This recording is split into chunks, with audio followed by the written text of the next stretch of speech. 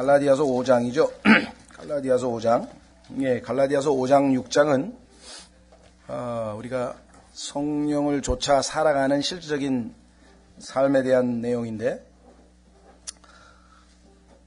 처음에 시작할 때 우리가 성령을 믿음을 통해 받았기 때문에 그 이후의 삶도 계속해서 성령을 좇아 이루어져야 되는데, 어느 날 보니까 우리가 다시 의무감에서 또는 율법에 의해서 또는 하지 않으면 안 되기 때문에 이렇게 해서 속박의 멍에를 다시 짊어지게 되는 경우를 보게 되는데, 그렇게 되면 필연코 그것은 육신의 행위들이 돼서 아주 잘못된 것들을, 특히 육신의 일들이 결국은 우리의 삶에서 드러나게 될 것이라고 성경은 경고를 했습니다.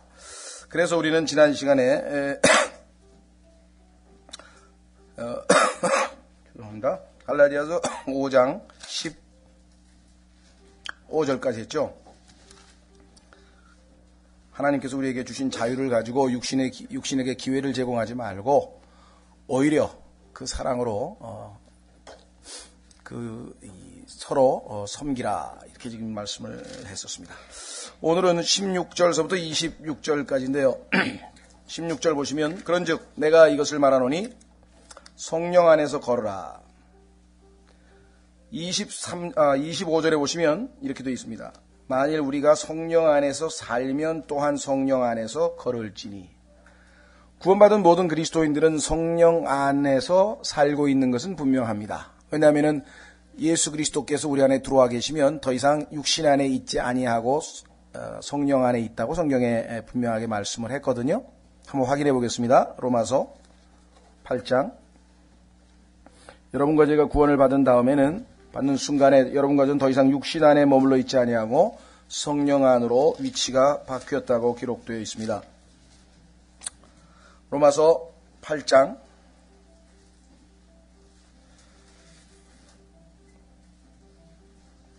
8절부터 보시면, 로마서 8장 8절, 그런즉 이와 같이 육신 안에 있는 자들은 하나님을 기쁘게 할 수 없느니라. 그러나 너희 안에 하나님의 영께서 거하시면, 자, 구원받은 모든 그리스도인 안에는 하나님의 영께서 거하시죠. 그러면 너희 안에 하나님의 영께서 거하시면 너희가 뭐라고 했습니까? 육신 안에 있지 아니하고 성령 안에 있나니. 이제 어떤 사람에게 그리스도의 영이 없으면 그는 그의 사람이 아니니라. 자, 그렇다면 우리가 성령 안에 있고 성령 안에 사는 것은 분명한데, 성령 안에서 걷고 있느냐는 별개의 문제다, 이 말이에요. 실제적으로 성령 안에 살고 있으면서도 성령 안에서 걷지 아니하고 육신을 좇아 걸을 수도 있다는 것이죠. 그래서 선택은 우리에게 달려 있는 거예요. 내가 중립이에요. 내 안에서 육신을 좇아 살 수도 있고 성령을 좇아 살 수도 있어요. 그것을 하나님께서 우리에게 체킹 리스트로, 내 삶에 어떠한 일들이 벌어지면 이것은 내가 지금 육신 가운데 있구나, 육신을 좇아 살고 있구나. 내 안에 이와 같은 것들이 있으면 이것은 내가 성령을 좇아 살고 있구나. 이것을 보여주기 위해서 지금 여기 19절서부터 21절까지가 육신의 행위들은 명백하다. 반대로 22절부터 23절까지는 성령의 열매에 대해서 나와 있습니다. 그렇죠? 자, 우선 16절 보십시오. 그런즉 내가 이것을 말하노니 성령 안에서 걸어라. 왜 그렇습니까? 그리스도인들 가운데 육신을 따라 육신 안에 있진 않아요. 성령 안에 있다 그랬죠, 아까. 그런데 성령 안에 있으면서도 육신을 따라 걷고 있는 사람들이 너무나 많기 때문에 그렇다는 거죠. 그리하면 너희가 육신의 욕심을 이루지 아니하리라. 자, 육신의 욕심은 누구에게나 다 있습니다. 우리 안에 지금 머물러 있어요. 그래서 내가 만약에 그쪽으로 기울면 그 육신의 욕심이 바깥으로 표출이 되고, 그쪽으로 기울지 아니하고 성령 쪽으로 기울면 성령의 열매가 내 안에 나타나고, 이렇게 되는. 결정권자는 누구예요? 나예요. 예수 그리스도를 믿고 안 믿고 누가 결정했습니까? 예수님은 믿으면, 예수 그리스도를 구세주로 영접하면 구원을 주시겠다고 약속하신 분은 하나님이시죠. 그래서 내가 그 말씀을 믿겠다고 결정을 내린 사람은 나죠. 구원은 하나님이 주시는 거지만 결정을 내리는 것은 나라. 신앙생활도 똑같아요. 예수 그리스도께서 지금 내 안에 들어와 계셔서 내 안에 들어와 계신 예수 그리스도를 조차, 즉 성령님을 조차 사느냐 아니면 육신을 조차 사느냐, 그걸 결정하는 것은 역시 바로 나입니다. 결정권은 우리에게 달려 있어요. 한번 확인해 보겠습니다. 구약 성경에도 두 구절입니다. 여호수아 24장 15절.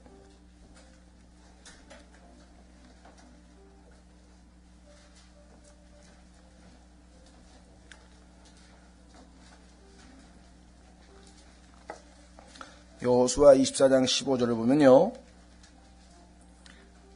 여호수아가 마지막 유언으로 이스라엘 백성들에게 죽기 전에 마지막 당부를 하면서 선택할 것을 요구합니다.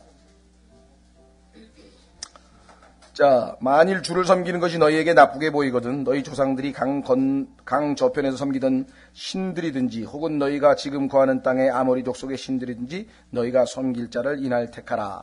그러나 나와 내 집으로 말하건대 우리는 주를 섬기겠노라 하매. 주를 섬기느냐 다른 이방 신들을 섬기느냐, 그걸 너희 선택하라.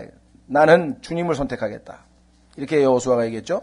자, 하나님께서도 우리에게 선택권을 주십니다. 참 어떻게 보면은 굉장히 아주 너그러우신 하나님이시죠, 그죠? 무조건 우리에게 강요하시는 게 아니라 선택하라 이게. 자, 신명기 30장 19절. 저는 복음 전할 때 이 구절을 많이 이용을 합니다.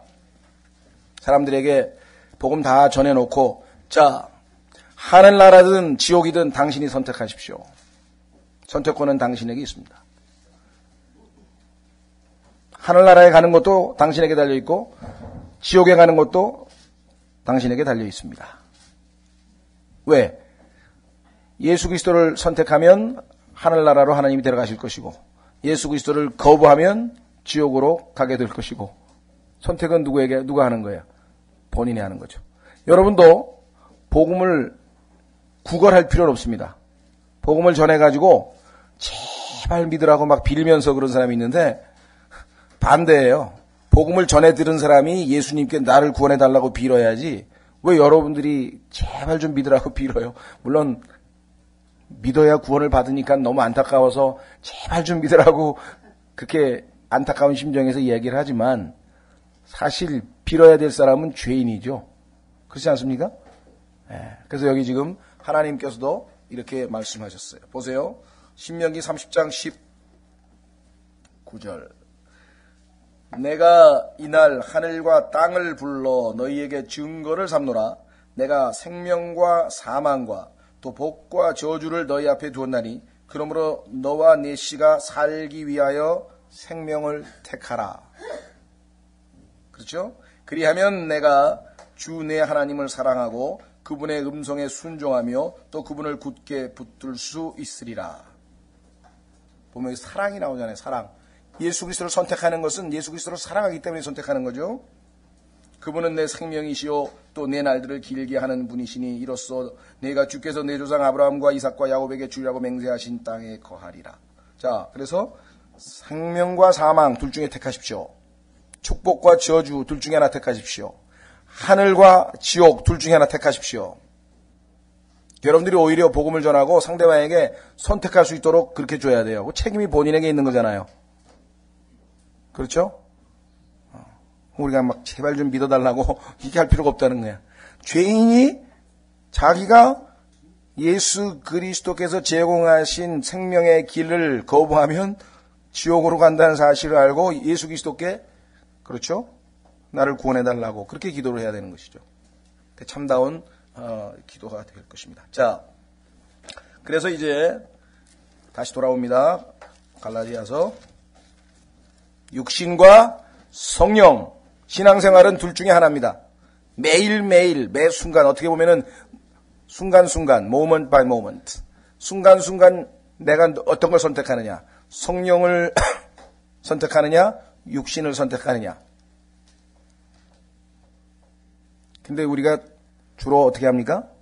육신을 선택하다가 그쪽으로 한참 가다가 그게 얼마나 참 이 쓰라린 체험인가를 알게 되면 회개하고 조금 성령적으로 기울었다가 다시 조금 편해지면 다시 왕창 기울었다가 이걸 막 왔다 갔다를 그냥 수차례 반복을 하는 거죠. 그게 나중에 이제 조금씩 영적으로 성숙해 가면서 뭐랄까 이제 분별력이 생겨서 점점 이제 그 횟수가 또는 그 강도가 엷어지고 성령적으로 더 나아가게 되는 것이죠. 그것을 영적인 성장이라고 합니다. 성장할 때까지는 할 수 없어요, 우리가.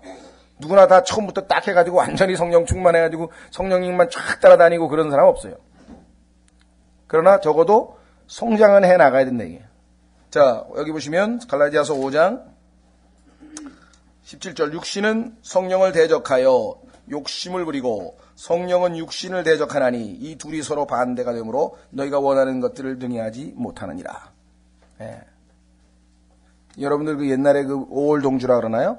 뭐 배를 한쪽 다리는 이쪽 배에다가 얹혀놓고 한쪽 다리는 이쪽 배에다 얹혀놓고 그 균형이 잡히겠어요? 양다리를 거칠 수는 없다 이게 지금. 내가 성령 편으로 가든지 육신 편으로 가든지 둘 중에 하나로 가야지 양다리를 거치고 갈 수는 없다는 거예요. 왜? 아무것도 못하니까 결국은 그렇게 되면. 자, 그래서 18절 그러나 너희가 성령의 인도를 받으면 율법 아래 있지 아니하니라. 율법 아래 있을 필요가 없어요. 성령은 율법을 훨씬 초월해서 더 뛰어나게 하나님의 의를 성취하시는 분이기 때문에 그렇죠? 그래서 우리가 성령을 쫓아 행하는 핵심적인 그 삶의 모습은 사랑을 실천하는 거라 그랬죠. 내가 하나님을 사랑하고 이웃을 사랑하면 율법이 지금 있는 613개 말고 더 수십 개가, 몇백 개가 더 붙어도 신경 쓸 게 없다 이게. 왜? 이미 다 이루었으니까. 율법의 완성이니 다 이루었는데. 자, 19절 이제 육신의 행위들은 명백하니. 이건 뭐 누가 봐도 다 알아. 명백해. 뭐 그렇죠. 딱 보면 이게 육신의 행위라는 게 금방 나타나죠. 이것들이라. 죄들이네요. 우리가 짓는 죄악들, 육신의 행위들. 첫째, 4가지가 나오는데 이것은 가장 육신의 특징을 잘 나타내 보이는 죄들. 그래서 우리 보통 보면은 육체 이러면 벌써 딱 떠오르는 게 있잖아요. 그러죠? 예, 여기 나와 있다. 4가지. 간음, 음행, 부정함, 세욕. 성적인 범죄. 두 번째, 종교와 관련된 겁니다. 우상숭배, 마술. 여러분 생각해요? 종교가 육신의 행위예요? 난 이게 영적인 건 줄 알았는데 그렇죠. 마귀가 뒤에서 영적으로 부추기지만 실제적으로 육신의 욕심 때문에 이와 같은 하나님을 섬기는 게 아니라 마귀에게 속아서 우상숭배를 한다든가 이런 것들은 실제적으로는 육신의 욕심으로 나타나는 거라는 거죠. 우상숭배, 마술, 증오, 불화, 경쟁, 진노, 다툼, 폭동, 이단파당. 좀 이따 좀 하나씩 살펴보면서 도대체 좀 경쟁, 뭐 이거 종교하고 왜 관계가 있나. 나중에 보시면요. 종교만큼 경쟁이 심한 게 없어요. 레바논 사태. 레바논 아시죠? 레바논이라는 나라에서 왜 싸웁니까? 기독교당하고 회교당하고 다 싸우는 거예요. 전쟁머리는. 아일랜드에서 왜 그렇게 맨날 티각티각하고 전쟁을 합니까? 기독교하고 천주교하고 싸우는 거예요. 종교만큼 경쟁심이 많이 있는 분야가 없어요, 이건.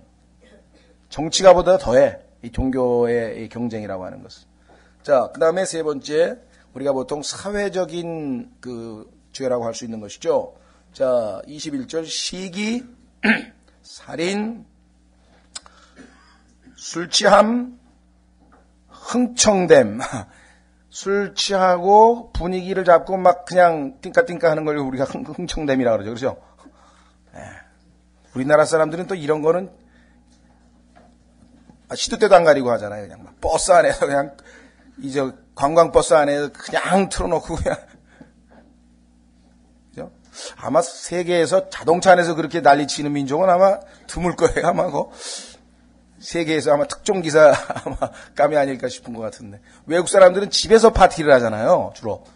응? 거기서 먹고 마시고 흥청대고 하는데 우리는 그것도 모자라가지고 그냥 하도 빨리빨리니까 급하니까 도착하기 전에 차에서부터 미리 다음에 또 이것에 그치는 게 아니라 그와 같은 것들이라. 이거 말고도 얼마나 많은지 몰라요. 내가 또한 전에 너희에게 말한 것과 같이 이것들에 대하여 미리 말하노니 그런 일들을 행하는 자들은 결코 하나님의 왕국을 상속받지 못하리라. 자, 이런 일들을 행하는 자하고 구원받기 전에 우리가 이런 자인 거는 좀 틀립니다. 자, 구원받기 전에는 우리는 살인을 안 했어도 살인자예요. 하나님 보시기에는 우리는 살인을 안 했어도 살인자야. 왜? 아담의 성품을 그대로 이어받고 있었기 때문에. 거짓말을 안 했어도 거짓말쟁이야. 그게 죄인이 가지고 있는 모든 속성이야. 무슨 말 이해가 되셨습니까? 실제적으로 거짓말만 안 했을 뿐이지 안에 이미 거짓말을 할 수 있는 가능성과 요소를 다 이미 가지고 있었기 때문에. 그런데 예수 그리스도를 믿고 하나님의 성품이 우리 안에 들어와서 이제 새로운 생명으로 거듭났어요. 그렇게 되면 더 이상 우리는 의롭게 됐기 때문에 살인자도 아니고 거짓말쟁이도 아니고 그렇죠? 문제는 그러나 우리는 하나님의 아들이야. 죄인이 아니고 살인자도 아니고.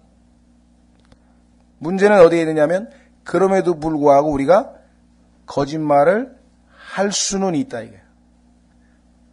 그런데 하나님 보시기에는 그게 어울리지가 않는다 이 말이에요. 왜? 하나님의 아들이면 하나님의 아들답게 살아야 되잖아요.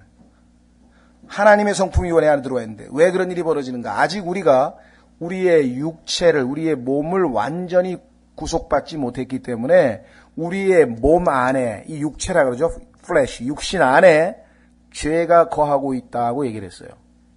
그래서 예수 그리스도께서 오셔서 우리가 이것이 완전히 호련히 변화돼서 죄의 임재, 죄의 존재, 죄의 임재로부터 완전히 마지막 해방되기까지 이걸 몸의 구속이라고 하는데 그때까지는 이와 같은 양자 사이에서 항상 갈등 가운데에서 선택을 하면서 살아야 된다 이 말. 그러니까 똑같이 하늘나라에 가서 똑같이 하나님 앞에서 왕노릇할 하나님의 자녀들인데 어떤 사람은 하나님의 아들답게 성령을 쫓아 살고 신분은 똑같은데 하나님의 아들답지 못하게 육신을 따라 살 수도 있고 이렇다. 그렇다면 하나님께서 기대하시는 바는 당연히 육신을 따라 사는 것이 아니라 성령을 쫓아 살아야 된다. 그 말이죠. 그렇죠? 자, 마가복음 7장에 가면은요. 마가복음 7장에 가시면 예수님께서 사람의 마음 속에 있는 13가지 죄악을 열거하셨어요. 모든 인간의 마음 속에는 이 13가지가 있다.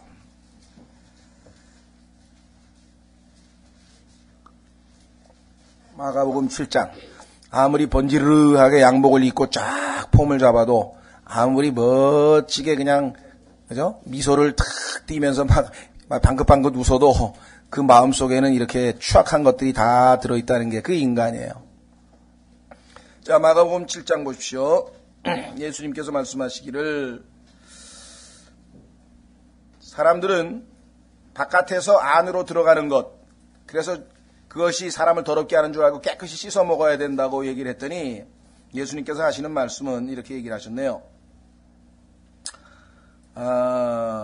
19절 20절 또 그분께서 이르시되 사람에게서 나오는 것 그것이 사람을 더럽게 하느니라. 속에서 곧 사람의 마음에서 나오는 것 보세요. 악한 생각, 간음, 음행, 살인, 도둑질, 탐욕, 사악함, 속임, 색욕, 악한 눈, 신성모독, 교만, 어리석음이 나오나니 이 모든 악한 것이 속에서 나와 사람을 더럽게 하느니라. 그러니까 이 세상이 깨끗하려면 어떻게 됩니까? 이런 더러운 것이 속에 들어있어서 살아있는 한 언제든지 튀어나올 거 아니에요. 그래서 하나님께서 할 수 있는 방법은 뭐냐면 다 죽이는 거예요. 싹 죽여버려야 돼. 그렇지 않으면 계속 나오니까. 그런데 하나님께서는 그럼 우리가 얼마나 불쌍해 다 죽어버리면. 예수 그리스도를 십자가에서 못 박으시고 우리를 그분과 함께 그래서 예수 그리스도를 믿는 순간 우리도 우리의 옛사람이 십자가에 못 박힌 것이에요. 하나님께서는 이미 이와 같은 죄인들은 이미 죄에 대한 심판은 갈보리 십자가에서 내려진 것이죠. 자, 그러면은 이제 갈라디아서로 가서 이것 말고도 여러분들이 기회 되시면 이왕 나왔으니까 한번 읽죠. 오늘 우리가 어차피 인간이 다 더러운 것인데 더러운 것 우리 모습을 한번 확인하는 셈 치고 하나님께 감사가 넘치겠죠. 이런 자들을 구원하셨으니까. 자, 로마서 1장에 가보세요. 여기에 또 죄악의 명단이 나와요. 그러니까 성경에서 우리의 모습을 정난하게 보여주는 세 곳이 있는데 그것이 바로 갈라디아서 19장과 20장 21절이고 그 다음에 예수님께서 우리 마음속에 있다고 하는 13가지를 보여주는 마가복음 7장이고 그 다음에 로마서 1장에서 바울을 통해서 우리 인간들이 짓는 죄악들을 열거해 놓으신 것이에요. 자, 로마서 1장 보십시오.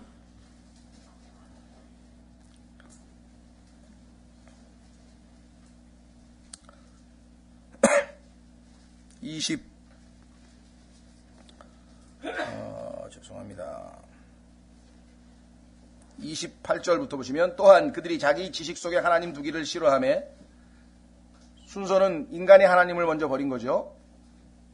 자기 지식 속에 하나님 두기를 싫어하며 하나님께서도 그들을 버림받은 생각에 내주사 합당하지 못한 일들을 행하게 하셨으니 하나님께서 계속해서 제동을 걸었는데 우리도 그렇죠. 부모님이 나쁜 짓 하지 말아라, 싸우지 말아라, 뭐 하지 말아라 아무리 말려도 말을 안 들어. 그럼 나중에 뭐라 그럽니까? 부모님이 네 맘대로 살아라. 그러죠? 아무리 해도 말 안 듣는 애는 나중에 어떻게 가서 네 하고 싶은 대로 하래. 네 맘대로 하라. 그래서 하나님께서 인간에게 하고 싶은 대로 하라고 해놨더니 한다는 짓이 뭐냐? 이게 써 있는 거예요. 이게 인류의 문명이에요. 29절. 그들은 곧 모든 불의와 음행과 사악함과 탐욕과 악의로 가득하며 시기와 살인과 논쟁과 속임수와 적개심으로 가득하고 수군하는 자요 뒤에서 헐뜯는 자요 하나님을 미워하는 자요 업신여기는 자요 교만한 자요 자랑하는 자요 악한 일들을 꾸미는 자요 부모에게 불순종하는 자요 지각이 없는 자요 언약을 어기는 자요 본성의 애정이 없는 자요 화해하기 어려운 자요 긍휼이 없는 자라. 그들이 이런 일들을 행하는 자들은 죽어야 마땅하다는 하나님의 심판을 알고도 같은 일들을 행할 뿐 아니라 그런 일들을 행하는 자들을 기뻐하느니라. 그렇죠? 자, 그래서 우리의 죄악된 모습 가운데 이제 오늘은 육신의 일들, 여러분과 제 삶에 이와 같은 것들이 있다면 바로 하나님 보시기에 여러분과 제가 육신 가운데 있다. 첫 번째, 얼핏 보면은 육신의 일들 그럼 여러분 생각에는 술 마시고 여기 술도 나왔지만요. 훨씬 그보다 심각한 내용들이 많이 있죠. 자, 첫 번째는 뭐냐? 아까 얘기했지만 성적인 부도덕인데 왜냐하면 이게 가장 눈에 띄게 우리가 육신적이 됐을 때 가장 먼저 여러분 어떠십니까? 다윗이 하나님의 마음에 합하던 삶을 살던 사람 아니에요. 여러분들 시편을 읽으면서 다윗에게 열등감을 안 느껴본 사람은 없을 거예요. 그죠? 야, 어떻게 다윗은 하나님하고 이렇게 깊게 교제할 수가 있을까? 다윗의 시편을 읽으면 그냥 하나님하고 다윗하고 너무나 밀접하게 친밀하게 교제하고 있는 모습을 보게 되는데 아니 그런 다윗이 어떻게 밧세바를 그렇게 간음을 저지를 수가 있었을 것인가? 육신은 어디 안 간다 그랬죠. 자, 그래서 한마디로 간음이라고 하는 것은 이 결혼 생활에 있어서 하나님이 정하신 이 결혼이라고 하는 제도를 바깥 무너뜨리는 행위죠. 성경에 보면은 보통 한 5가지의 간음의 예가 나오는데 예를 들면 남편이나 아내가 아닌 사람과의 관계를 맺는 것. 결혼한 사람이. 결혼하지 않은 사람의 경우에는 싱글이지만 결혼한 유부녀나 유부남하고 관계를 맺는 것. 이게 성경에서 간음이에요. 우리 주변에 그냥 널브러져 있어요. 그냥 신문, 잡지, 영화, 텔레비, 인터넷 그냥 전부 이거야. 이거 아니면 아예 잡지고 뭐고 팔리질 않아. 그러니 하나님 보시기에 이 육신이 얼마나 지금 이 세상이 모든 게 다 육신적으로 되어 있는지 아시겠죠? 하늘에서 하나님께서 차마 악을 이 땅을 내려다 보실 수가 없는 거예요. 왜? 성경에 보니까 하나님은 순결하셔서 차마 악을 보실 수 없느니라. 육신은 하나님과 원수가 되거든요. 지금 하나님의 그 인내심은, 하나님의 오래 참으심은 상상을 초월하는 거예요. 이 땅에서 일어나고 있는 일 한번 생각해 보세요. 예? 그 다음에 성경에 보면요, 간음은 행동으로 옮기지 않아도 마음으로 간음할 수가 있어요. 마태복음 5장 한번 확인해 보겠습니다. 여러분들 중에는 나는 간음 저지른 적 없어, 그렇게 생각하시면 모르지만 글쎄요. 예, 한번 확인해 보겠습니다. 마태복음 5장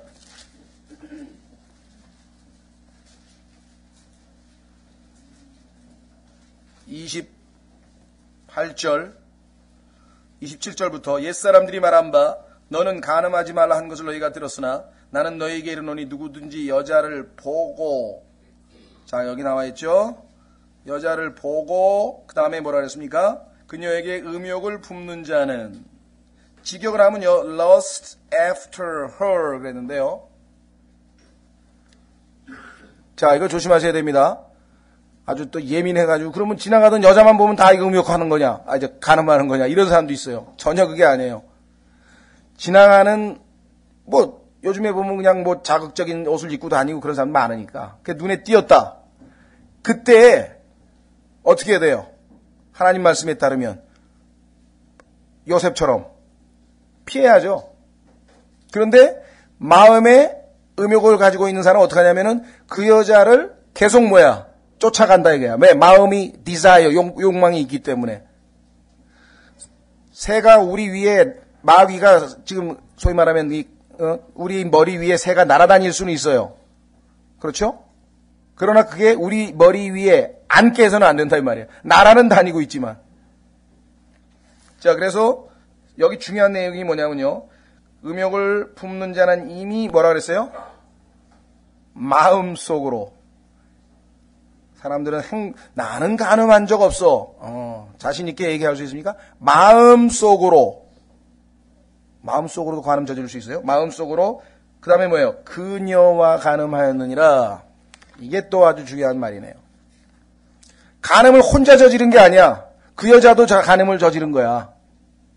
그렇기 때문에 간음을 상대방이 저지르도록 뭐라 하나요? 야기시킨 원인 제공자, 프로보킹한 한 여자도 간음의 책임이 있다는 것이에요.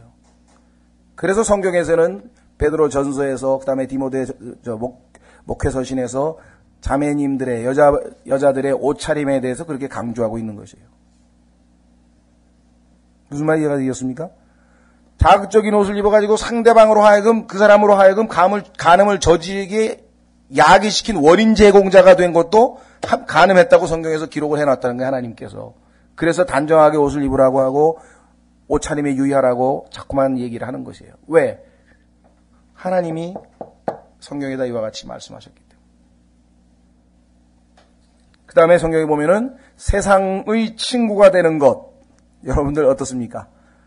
우리가 때로는 하나님보다는 세상이 더 좋아 세상의 친구가 될 때가 많죠. 그런데 그것을 성경에서는 영적인 간음이라 그랬대요.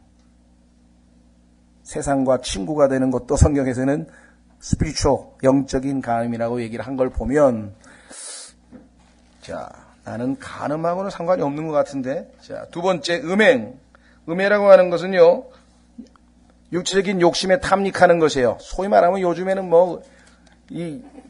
절제 안 된, 그죠? 성적인 욕구를 절제하지 못하는 것. 하나님께서는 우리가 식욕이 나쁩니까?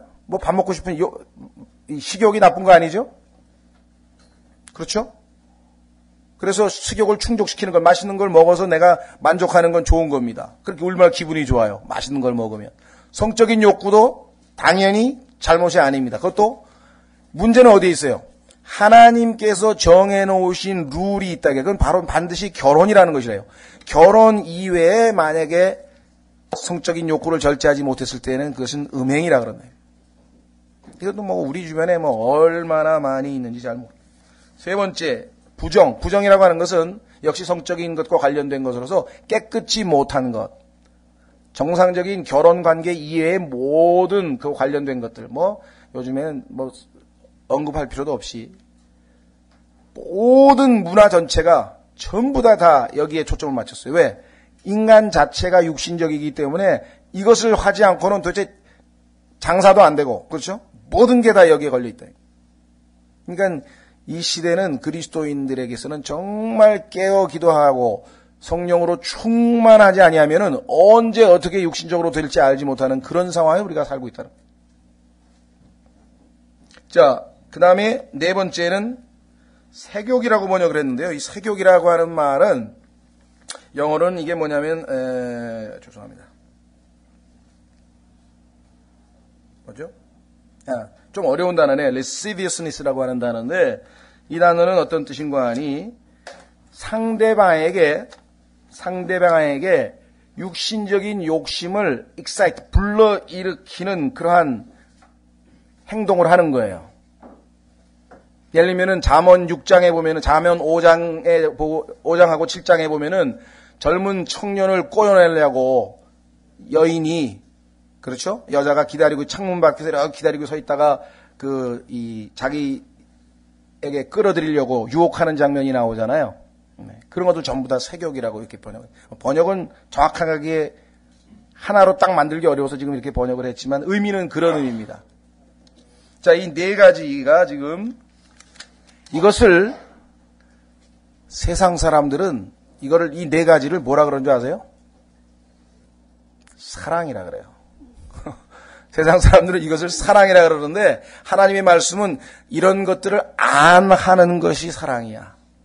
이웃에게 이런 짓을 안 하는 것이 사랑이야. 하나님을 사랑하고 이웃을 사랑한다면 이런 짓을 안 한다 이 말이에요. 그래서 성령의 열매의 첫 번째가 뭐예요? 사랑이에요. 성령께서 우리에게 제공하시는 사랑이 없는 사람들은 이것을 사랑으로 착각해서 이런 일에 탐닉할 수밖에 없다는 거예요. 그러니까 여러분과 제가 성령으로 충만해서 하나님의 사랑이 넘치지 아니하면 주변에 이와 같은 것들이 우리를 유혹할 때 쉽게 넘어져 버린다. 항상 우리가 하나님의 사랑으로 충만할 때에는 이런 것들이 우리 앞에 놓여질 때에도 우리가 충분히 극복해낼 수 있지만 언제 쉽게 무너질 수 없다. 그죠? 성령의 열매가 사랑인 반면에 세상 사람들은 이와 같은 것들을 사랑으로 착각하고 살고 있다는 것이죠. 자, 두 번째는 20절에 종교입니다. 종교.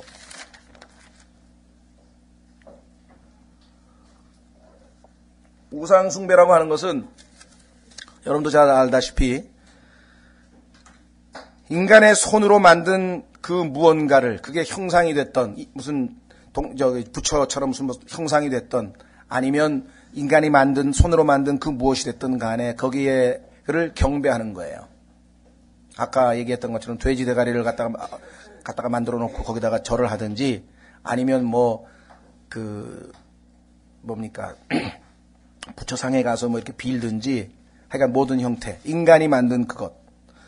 단순히 무슨 종교적인 어떤 그 이미지뿐만 아니라 형상뿐만 아니라 오늘날에는 자동차, 그렇죠? 인간이 만든 자동차, 그 다음에 집, 하여간 인간이 만든 뭔가에 마음이 확 다 뺏겨가지고 하나님을 잊어버릴 정도가 됐다. 이게 되면 이게 다 우상숭배예요. 여러분들 중에는 나는 그래도 우상숭배는 해본 적이 없다. 그렇습니까? 한번 확인해 보겠습니다. 골로새서 3장 5절. 어쩌면 여러분과 제가 엄청난 우상숭배자일걸요? 골로새서 3장 5절.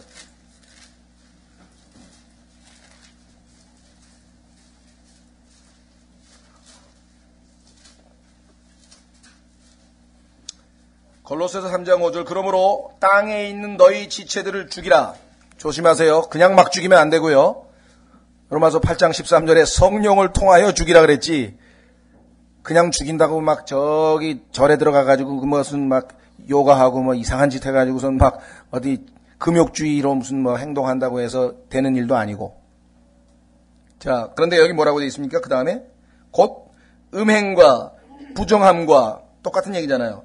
그 다음에 무절제한 애정과 악한 욕정과 탐욕이니. 그 다음에 뭐라 그랬어요? 탐욕은 뭐라고요? 우상숭배니라. 여러분들 탐욕 가지신 적 없으세요? 그러면 나도 우상숭배자 맞네. 그러죠? 자, 다시 돌아갑니다. 갈라디아서 5장. 우상숭배. 마술이라고 하는 것은 악한 영과의 접촉을 하는 것. 그래서 뭔가 초자연적인 능력이나 어떤 그런 힘을 사용을 하는데 그것은 거룩하신 성령님으로부터 오지 아니한 어떤 영적인 파워를 행사하려고 하는 것. 이게 이런 걸 마술이라고 해요. 또 마술과 관련된 것은 우리가 얘기하는 마약이라든가 이와 같은 어떤 약물로 인한 어떤 이 행동들, 그것도 역시 마술이라고 성경에서 이야기를 합니다. 진리를 추구한다고 하는 동양 종교에 보면은 전부 다 마약과 관련되어 있습니다. 여러분들 인도에 요즘에 보면은 인도 이게 테마 여행 같은 데 가면은 히말라야 올라가서 네팔에 가가지고 전부 다 이제 마리화나 돌아가면서 피고 오는 그런 거 혹시 들어보셨습니까? 테마 여행 가 왜?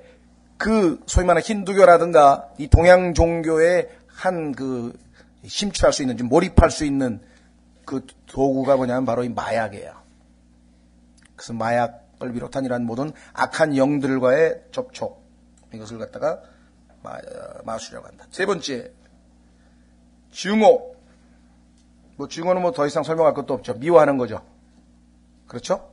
여러분들 아까도 말씀드렸습니다만은 아일랜드라든가 레바논이라든가 이 종교들 간의 증오심이 상상을 초월하죠.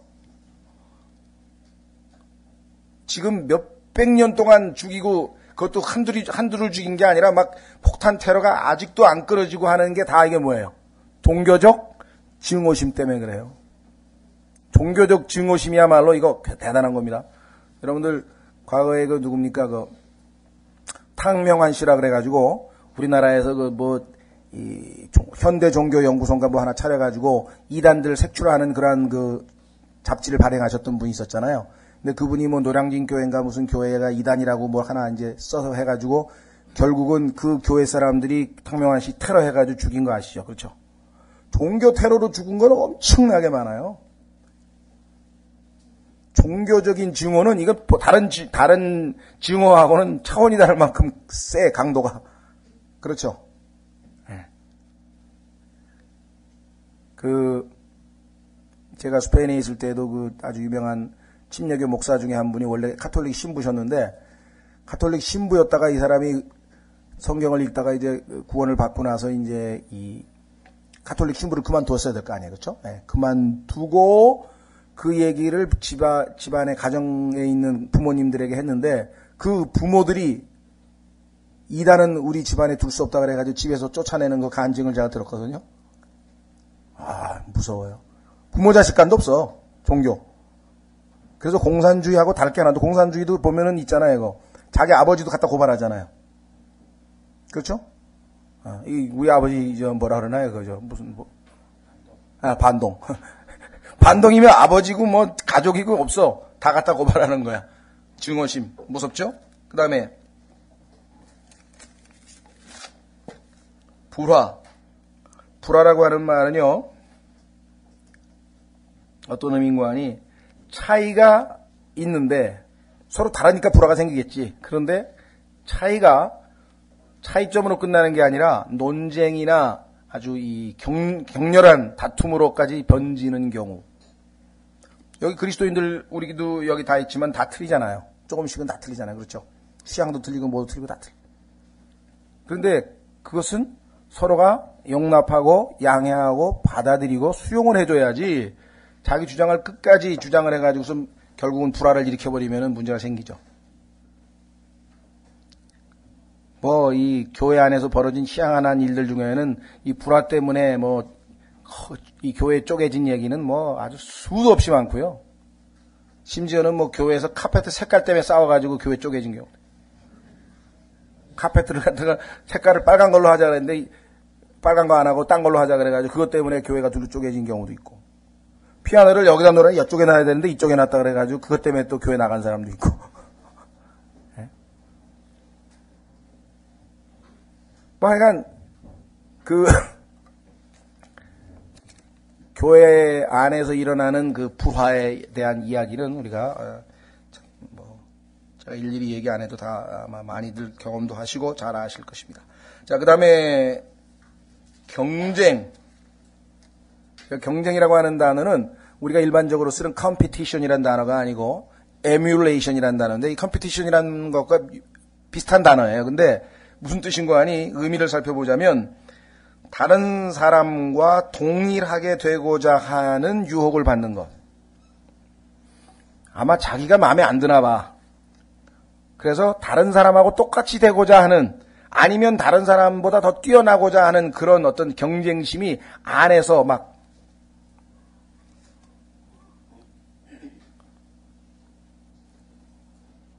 교회 안에서도요, 이 교계에서도 보면은 은연중에 알게 모르게 그런 경쟁들을 합니다. 교회 성도들끼리도 예를 들면 괜히 그런 걸 부추겨요. 1교구는 말이야 뭐 헌금을 얼마나 했는데 2교구는 얼마 했는데 1교구에서는 지금 지난번에 전도를 20명을 했는데 뭐 여기는 그래가지고 막 경쟁을 붙여가지고 그렇죠. 이런 육신적인 방법을 동원해가지고 이 교회 어떤 그 뭔가 일을 부추기고 열심을 조장하려고 하는 이런 일들이 뭐 비일비재합니다.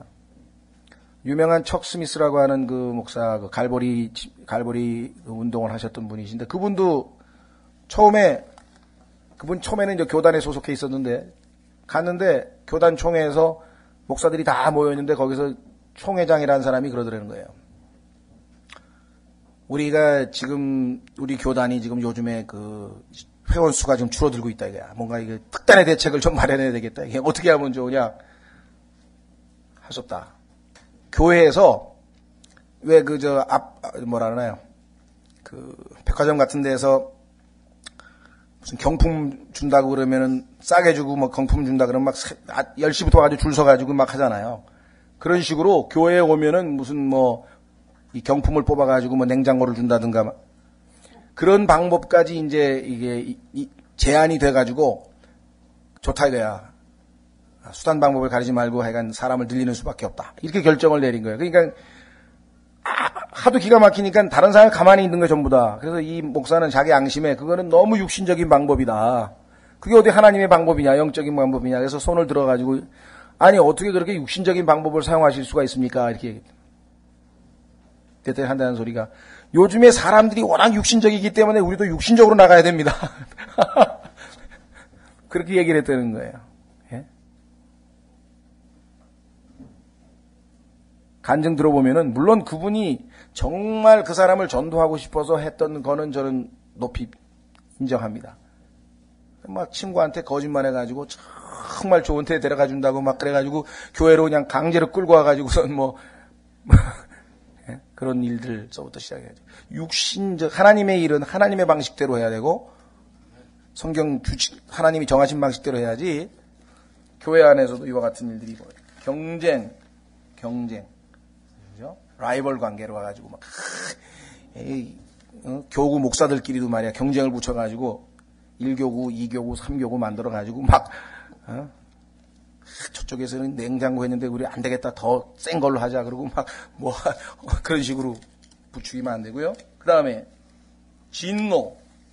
진노라고 하는 것은 단순한 화가 아니라 이게 폭발하는 화죠. 굉장히 아주 강력한 화인데요.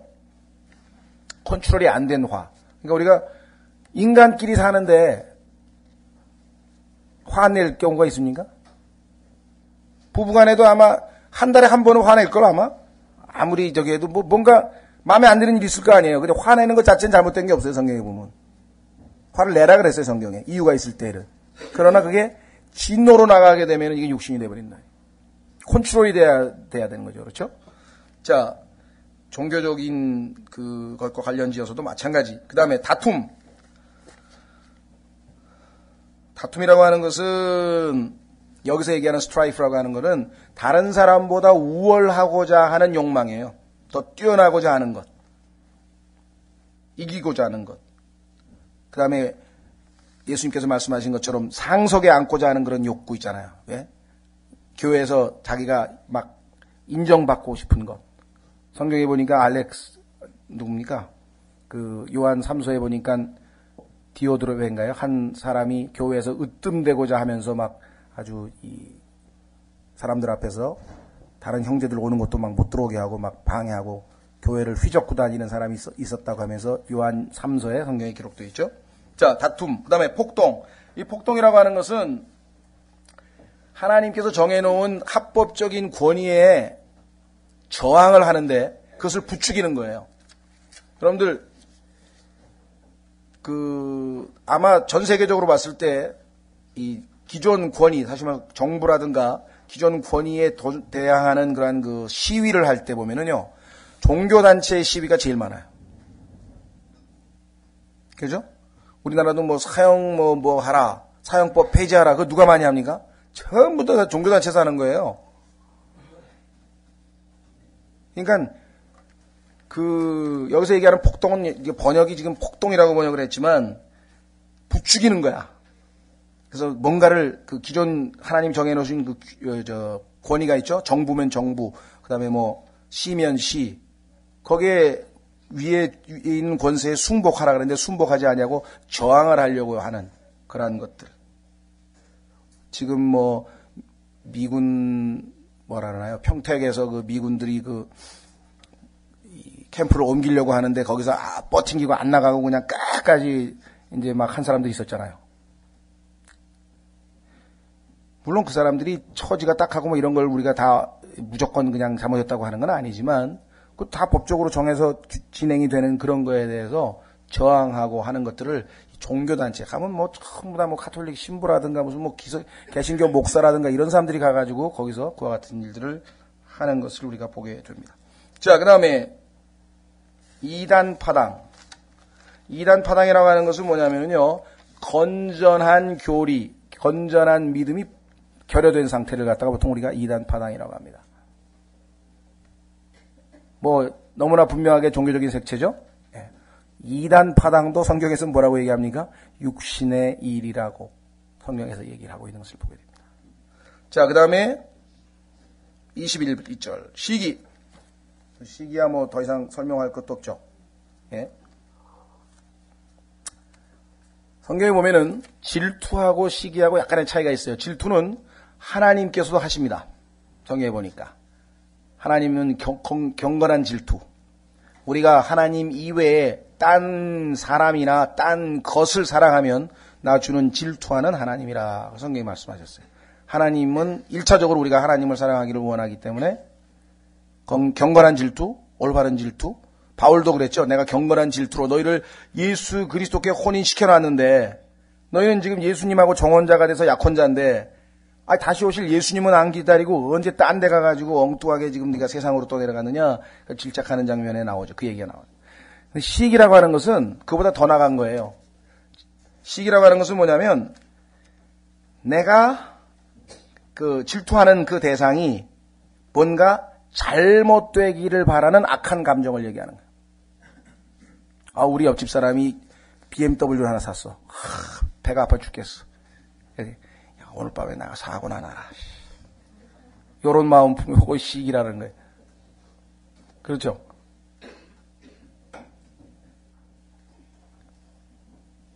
형제자매들 간에도 얼마든지 있습니다. 저 형제 뭐가 잘 된 것, 좋은 일이 벌어졌을 때 성경에 보면 즐거워하는 자와 함께 즐거워하고 슬퍼하는 자와 함께 슬퍼해야 되는데 상대방이 좋은 일이 생겼어. 그래서 질투가 생겨나서, 그죠? 사촌이 땅을 사면 배가 아프다. 아니 어쩌다가 하나님은 저 형제는 저렇게 축복을 하시는데 나는 맨날 이 모양으로 만드실까 하고 이건 지금 완전히 불만이 가득 차가지고 시기심, 그러니까 이제 질투가 생겼는데 거기에 더 나아가서 어떤 일이 벌어집니까? 네. 그 형제가 또는 그 자매가 잘못되어지기를 바라는 어떤 악한 감정이 있는 거. 이걸 우리가 시기라고 합니다. 보통 우리가 빌리 그레함에 대해서 아주 근본주의 교회들에서 많이들 뭐라고 합니다. 그가 사용하는 여러 가지 방법이라든가 이것이 비성경적인 것들이 많다 뭐 이런 얘기를 하는데 사실은 대부분의 뭐 그런 것이 있을 수는 있겠죠. 그러나 대부분의 그 목회자들이 빌리 그레함에 대해서 시비를 거는 거는 유독 빌리 그레함이 모이는 그 집회에는 사람들이 많이 모이잖아요. 어떤 그런 것에 대한 어떤 그 질투심, 이런 것들이 종교적으로 아주 강하다. 김장한 목사도 그런 얘기를 했대잖아요. 아니, 내가 조영기 목사보다 못할 게 없는데 영어로 보나, 영어도 잘하잖아요, 자기가. 영어로 보나, 뭐로 보나, 공부한 거로 보나 못할 게 없는데 왜 나는 3만 명 앞에서 설교를 하고 저 사람은 30만 명 앞에서 설교를 하냐 말이야. 그러죠? 그런 생각을 가졌다는 것. 종교적인 질투. 그거 더 나가면 잘못하면 시기심. 그 다음에 살인. 여러분들 살인 안 했습니까? 네, 한번 확인해 보겠습니다. 요한일서 3장 15절. 살인 그러니까 어떤 사람은 나하고 상관없는 거네 그런 사람이 있어요. 상관이 왜 없어요? 하나님이 생각하는 살인하고 여러분과 제가 생각하는 살인하고 차원이 틀립니다. 살인을 아마 많이 하셨을걸요? 한두 명 죽인 게 아닐 거라고요. 요한일서 3장 15절. 저는 아주 이 말씀에 하나님 앞에 죄인이라고 고백하고 예수님을 믿은, 제가 구원받은 말씀이 이 말씀이에요. 그냥 얼마나 겁이 나는지. 미워하는 사람이 한두 사람이요? 보세요. 누구든지 자기 형제를 미워하는 자는 살인자니 살인하는 자 속에는 영원한 생명이 거하지 아니하는 줄 너희가 아느니라. 자기 형제를 미워하는 게 살인이에요. 하나님 보시기에는. 밉다고 하는 순간에 뭐가 들어가 있어요? 어린애들이 요즘에 막 쓰죠. 뭐라 그래요? 죽이고 싶다. 저 죽이고 싶어. 그 옛날에 누굽니까? 그죠? 토진가? 거기에 그 주인공 서희가 그냥 주먹 꽉 쥐면서 죽이고 싶다 맨날 죽이고 싶다 그래요. 미움. 살인이에요. 그러니까 살인자 볼 때 그냥 나하고 상관없는 사람으로 보지 마세요. 하나님 보시기에는 우리가 미워하면 살인이라고 하는 육신적 행위가 언제 바깥으로 나올지 몰라. 가인에게 뭐가 있었습니까? 처음에 자기 동생 아벨을 향한 미움이 딱 싹트고 있었죠. 왜 싹텄을까요? 하나님께서 아벨과 아벨의 제물은 받아주셨는데 가인과 가인의 제물은 안 받아줬단 말이야. 거기서 무슨 질투가 생겼겠죠? 그 다음에 뭐예요? 더 나가서 저놈 죽었으면 좋겠다 하고 하는 시기심이 안에서 지금 발동을 했다. 미움이 가득 차 있었단 말이야. 그러면요, 그거는 언젠가 기회만 주어지면 행동으로 나타나게 돼 있어. 언젠가 기회만 주어지면. 그렇죠? 자, 그 다음에 술 취함. 술 취함이야말로 이 시대에는 설명할 것도 없네요. 그러죠? 육신적인 행동 중에 가장 대표적인 게 술 취함. 그런데 요즘은 여자들도 한 50%가 술을 먹는다 그러는데 그렇습니까? 요즘은 난 이 세상 분들하고 거의 만나보지를 못해가지고 잘 모르겠는데 그냥 저 때만 해도 여자들은 술을 잘 안 먹은 걸로 알았는데 요즘은 여자들이 술을 더 잘 먹는다 그러더라고요. 스트레스를 많이 받으셔서 그런가? 자, 한번 확인해 보겠습니다. 잠언 30장에 보면은 어떤 사람이 술을 먹느냐 했더니 어떤 사람은 또 성경에서 앞 대가리만 딱 잘라가지고 자기가 마음이 무거우니까 그리스도인이지만 술 좀 먹어도 되겠다는 거예요. 한번 확인해 보겠습니다. 정말 그런가? 잠언 30장. 혹시 여기에 계신 분 중에서 예수 그리스도도 포도주 한 잔 하시지 않으셨냐고 생각하는 분 계세요? 예수님께서는 포도주도 안 잡수셨어요. 제자들 보고 마시라고 줬는데 그 마시라고 준 것도 포도주가 아닙니다. 포도즙이죠, 즙. 성경에서 얘기하는 와인이라고 할 때는 두 가지가 있어요. 처음에 성경에서 원래 의미하는 와인은 뭐냐면 포도송이를, 그렇죠? 포도송이 있잖아요. 포도송이를 우리 한약 짜듯이 꽉 짜가지고 생즙, 생과일 주스, 그게 와인이에요. 그게 뉴 와인이야. 새로 짠 거니까. 그런데 그게 올드 와인, 얼마 지나면은 씌어져가지고 발효가 돼서 술이 되는 거죠. 그렇죠? 그러니까 지금 포도주, 이게 아닙니다. 여러분들 아마 일반 옛날에 그냥 교회 다니셨던 분들 중에는 교회에서 금년도 성찬식을 위해서 우리 포도주 담가야 된다 그러면서 또 막 또 자매님들 모여가지고 그냥 그렇죠? 자, 잠언 31장인가요? 예, 잠언 31장 보세요.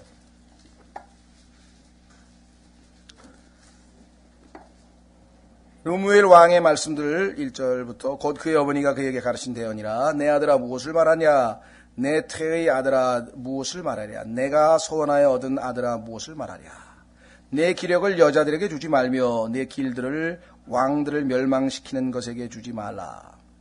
오 르무엘아 포도주를 마시는 것이 왕들에게 합당하지 아니하고 왕들에게 합당하지 아니하며 독주를 마시는 것이 통치자들에게 합당하지 아니하도다.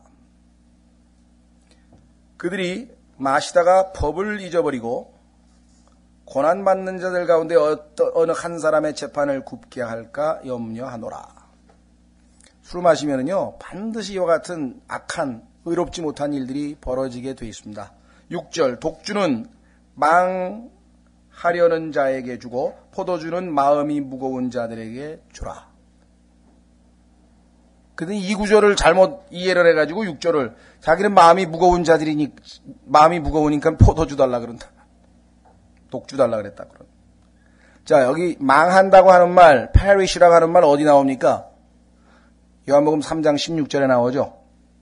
하나님께서 세상을 이처럼 사랑하사 독생하신 아들을 주셨으니 이는 저를 믿는 자마다 멸망치 아니하고 할 때 그 멸망이란 단어가 여기 나오는 이 망한다는 단어거든요. 그럼 우리는 예수 그리스도를 믿고 망하지 않을 사람인데 왜 독주가 필요하냐 이게. 그렇죠. 그 다음에 마음이 무겁습니까? 우리가 예수 그리스도를 통해서 우리가 기쁨을 얻은 사람인데 해방받은 사람인데 그 그리스도인에게는 술로 인해서 우리가 무슨 위로를 얻거나 그래야 될 이유가 전혀 없다고 하는 것이죠. 그래서 오늘날 이상하게 술 문화가 점점 하고 뭐 요즘에 뭐 와인이 잘 팔린다 그러니까 뭐 그리스도인들도 뭐 와인이야 뭐 성경에도 예수님도 와인 한두 잔 하셨는데 하면서 막 와인을 막 즐기려고 하는 사람들이 있는데 천만의 말씀. 자, 에베소서 5장으로 갑니다. 혹시 가운데 나는 와인 한두 잔은 마셨는데요. 예. 글쎄요. 잠언 23장에 쳐다보지도 말라 그랬어요. 쳐다보지도 말라고. 자, 두 구절. 우선 에베소서 5장 보세요. 에베소서 5장 18절. 술 취하지 말라. 거기에는 과도함이 있으니 오직 성령으로 충만하라. 사실 이 구절이요. Be not drunk라고 그랬는데 성경에서 취하다고 될 때에는 전부 다 drunken이라고 하는 과거분사를 쓰게 되어 있습니다. 이게 지금. 그래서 이게 지금 번역을 술 취하지 말라고 번역을 해야 될 거냐, 술 마시지 말라고 번역할 거냐 이런 문제로 지금 논란이 좀 있었거든요. 그 문제를 일단 그냥 참고를 해두시고 정확하진 않지만 왜 하나님께서 성경에서 나머지 다른 구절에서는 술을 취한다고 할 때는 드렁크라고 하는 과거분사를 안 쓰고 전부 다 드렁큰이라고 하는 다른 단어를 썼다는 게 약간 뭔가 좀 있는 것 같고, 두 번째는 여기서 오해하지 마십시오. 거기에는 그러면 거기라고 하는 말을 술 취한다는 단어로 그걸 대명사로 받는 것으로 오해를 하는데 그게 아니고 여기에 나와 있는 그 wherein이라고 하는 것은 술을 받는 거예요. 와인을 받는 거예요. 와인. 자, 여기 보시면 와인을 마시지 마. 제가 번역하고 싶으면 그렇게 하고 싶어요. 와인을 마시지 말라. 와인 안에는 과도함이 있으니. 술 자체는 우리를 지나치게 행동하게 만드는 게 있다. 술 마시면 사람이 지나친 행동을 하죠. 정상적이지 않은 행동을 하잖아요. 그렇죠? 네. 그래서 술 자체, 와인 안에 지나침이 있다고 성경은 우리에게 분명하게 얘기를 했습니다. 자, 더 나아가서 만약에 예수님이 포도주를 한 잔이라도 하셨다면 하나님의 말씀을 어긴 셈이 되는데 하나님의 말씀을 어긴 분이 예수 그리스도가 하나님의 말씀을 어겼겠는가? 그건 말이 안 되죠. 확인해 보겠습니다. 잠언 23장.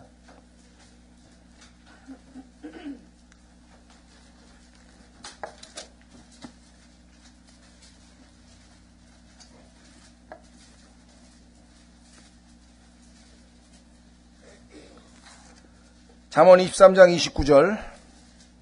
잠언 23장 29절. 자, 재난이 누구에게 있느냐? 슬픔이 누구에게 있느냐? 다툼이 누구에게 있느냐? 제잘거림이 누구에게 있느냐? 까닭없는 상처가 누구에게 있느냐? 붉은 눈이 누구에게 있느냐? 다 술 먹은 사람한테 있다는 게 답이 뭐냐면 술 먹은 사람들이 이렇다 이 말이에요. 30절. 오랫동안 포도주에 머무는 자들에게 있고, 여기 나와 있잖아요. 오랫동안 포도주에 머무는 자들에게는 뭐가 있어요? 재난이 있고 슬픔이 있고 다툼이 있고 제잘거림이 있고 까닭없는 상처가 있고 붉은 눈이 있고. 그 다음에 섞은 포도주를 구하러 다니는 자들에게 있느니라. 너는 포도주가 붉거나 잔에서 제 빛깔을 내거나. 요즘에 아주 막 포도주 이렇게 막 뭐 칠레산 포도주가 뭐 참 그리스도인이에요. 그런데 그냥 그 칠레산 포도주가 얼마나 맛있는 건지 하면서 그냥 설명을 하면서 막 하는데, 야, 이거 옆에서 개인적으로 둘만 있으면 좀 얘기를 좀 하고 싶은데 말이죠. 여기 뭐라 그랬습니까? 너는 포도주가 붉거나 잔에서 제 빛깔을 내거나 스스로 똑바로 움직일 때 그것을 뭐라고요? 바라보지도 말라. 왜? 그거 봤다가는 아이고 한잔 해야지 이렇게 욕심이 딱 생긴다. 그것이 끝내는 뱀같이 물고 덕사같이 쏘나니 내 눈은 낯선 여자들을 볼 것이요. 술만 마십니까? 꼭 또 여자들을 불러야 된다 이게. 성경에 써 있잖아요. 하나님이 얼마나 인간을 정확하게 알고 계신지 아시겠죠? 내 마음은 비뚤어진 일들을 말하리로다. 예?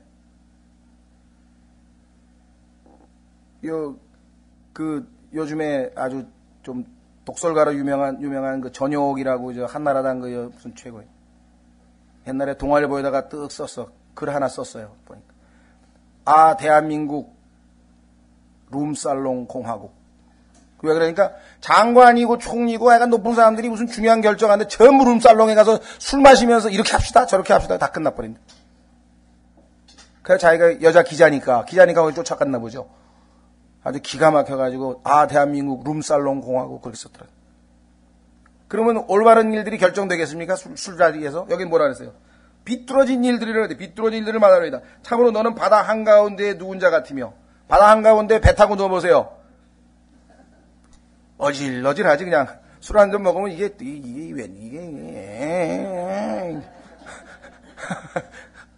하나님은 술도 안 잡숴보신 분이 다 알아. 예? 그 다음에 돛대 꼭대기에 누운 자 같으니라. 붕붕 떠다니는 것 같아. 내가 말하기를 그들이 나를 쳐도 나는 아프지 아니하고. 왜 그런 줄 아세요? 술은 마취의 기능이 있어요. 옛날에 서부 영화에 보면 총 맞으면은 이거 깰 때 어때요? 위스키 마시라 그러잖아요. 왜? 위스키 마시면 마취가 되니까. 그래가지고 막 칼로 도려내가지고 총알 빼잖아요. 그죠? 그거 써 있잖아요. 쳐도 안 맞아. 그러니까 싸우지. 몇 년씩에 싸우면 아파서 싸우겠어요. 그들이 나를 때려도 내가 그것을 느끼지 못하였도다. 그 다음에 내가 어느 때나 깰까? 그 다음에 뭐라 그래요? 내가 또 여전히 그것을 구하리라 하리라. 아침에 일어나서 해장술도 한잔 해야 돼 또. 또 찾아? 몸에 이미 그 성분이 들어가서 그 성분이 피에서 빠져나가면 안 돼. 또 필요로 하는 거야. 그걸 슬레이브, 이게 노예라 그러는 거예요. 그걸 속박이라는 거예요. 지금 우리는 속박이 아니라 우리 해방된 사람인데 그래서 중독이잖아요. 중독. 아편이고 뭐고 다 중독이라는 게 다 뭐냐면 그게 노예가 되는 것이고 그게 바로 육신의 전형적인 특징이라는 거예요. 그리스도인은 그 어떤 것의 파워에도 놓이질 않아. 자유야. 얼마든지. 자, 그래서 마지막으로 마무리를 짓겠습니다. 흥청됨. 흥청됨은 아까 얘기했지만 술과 관련돼서 정말 흥청망청 된다고 하는 것 어려울 게 하나도 없죠. 예. 자, 그래서 다음 시간에 보겠습니다만 여기 나와 있는 육신의 행위들을 현저한 행위들 쭉 17가지를 열거했는데요.